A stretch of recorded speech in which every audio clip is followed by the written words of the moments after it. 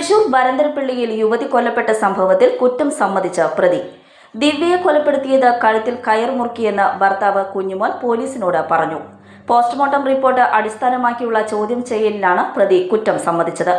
കൊലപാതകത്തിന് കാരണം കുടുംബ പ്രശ്നങ്ങളെന്നും പ്രതി പോലീസിനോട് വെളിപ്പെടുത്തി. ശനിയാഴ്ച ഉച്ചയ്ക്ക് 3 മണിയോടെയാണ് വരന്തരപ്പിള്ളി പോലീസ് സ്റ്റേഷന് സമീപം താമസിക്കുന്ന ദിവ്യ എന്ന യുവതി മരണപ്പെടുന്നത്.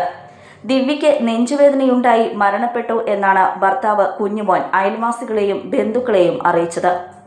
36 വയസ്സ് മാത്രമുള്ള യുവതി മരിച്ചുവെന്നറിയുന്നതിൽ ചിലർക്ക് സംശയം തോന്നിയതിനെ തുടർന്ന് തൊട്ടടുത്തു തന്നെയുള്ള വരന്തരപ്പിള്ളി പോലീസ് സ്റ്റേഷനിൽ നിന്നും ഉദ്യോഗസ്ഥർ വീട്ടിലെത്തി പരിശോധന നടത്തി.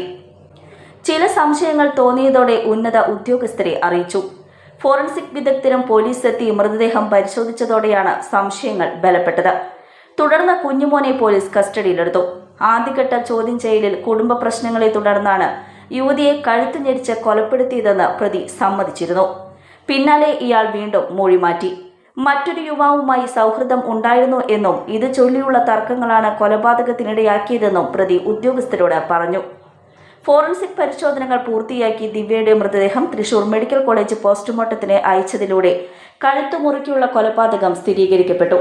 പിന്നാലെ പോസ്റ്റ്മോർട്ടം റിപ്പോർട്ടിന്റെ അടിസ്ഥാനത്തിൽ കുഞ്ഞുമോനെ ചാലക്കുടി ഡിവൈഎസ്പി PC ബിജുകുമാറിന്റെ നേതൃത്വത്തിൽ ചോദ്യം ചെയ്തതിലാണ് പ്രതി കുറ്റസമ്മതം നടത്തിയത്.